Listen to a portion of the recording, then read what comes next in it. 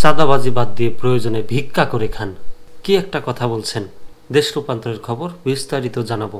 জামায়াতের সহকারী secretary general Rafiqul Islam Khan বলেছেন, দেশের শান্তি প্রতিষ্ঠায় ইসলামী সমাজের বিকল্প নেই। শান্তির দেশ বিনির্মাণে জামায়াত লড়াই করে যাচ্ছে। তবে একটি দল তারা ইতিমধ্যে চাঁদাবাজি ও ফ্যাসিবাদী কার্যক্রম শুরু করেছে। কোন দলকে ইঙ্গিত করে তিনি বলছেন সেটা আর কি বুঝতে হবে।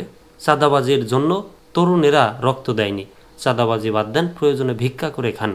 জাতীয় নির্বাচনের আগে অবিলম্বে স্থানীয় সরকার নির্বাচন দিতে হবে।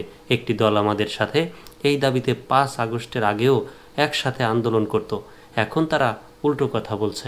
5 আগস্টের যে গণ অভ্যুত্থান, সেই অভ্যুত্থানে কিন্তু সকলেরই অবদান আছে, সকল দলের কম বেশি অবদান আছে। তেমনই বিগত সরকারের আমলে কিন্তু, ফ্যাসিবাদী সরকারের আমলে কিন্তু কেউ এই যে কথাগুলো বলছে, নিজের মনের কথা বা যে কোনো কথা, লেখা কথা হোক বা অন্যের কথাই হোক, প্রকাশ্যে এই যে কথা, চাঁদাবাজি করে খাওয়ার চাইতে ভিক্ষা করে খান, এই সব কথাই কিন্তু বলতে পারতো না। বা গণমাধ্যম তো দূরের কথা, নিজের ফেসবুক আইডিতেও কেউ পোস্ট করতে পারেনি কখনো।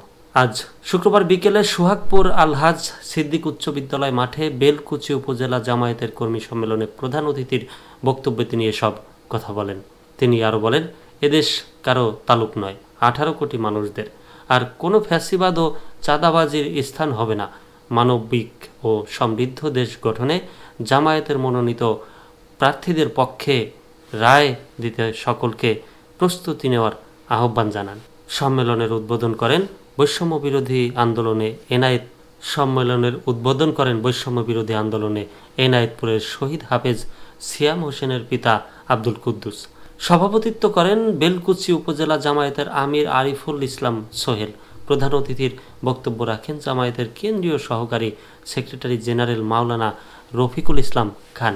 এ সময় সিরাজগঞ্জ জেলা জামায়াতের আমির অধ্যক্ষ মাওলানা শাহিনুর আলম, নায়েবে আমির অধ্যক্ষ আলী আলম, সেক্রেটারি অধ্যাপক জাহিদুল ইসলাম, বেলকুচি উপজেলা সেক্রেটারি অধ্যাপক মাওলানা মাজহারুল ইসলাম সহ দলীয় নেতৃবৃন্দ বক্তব্য রাখেন।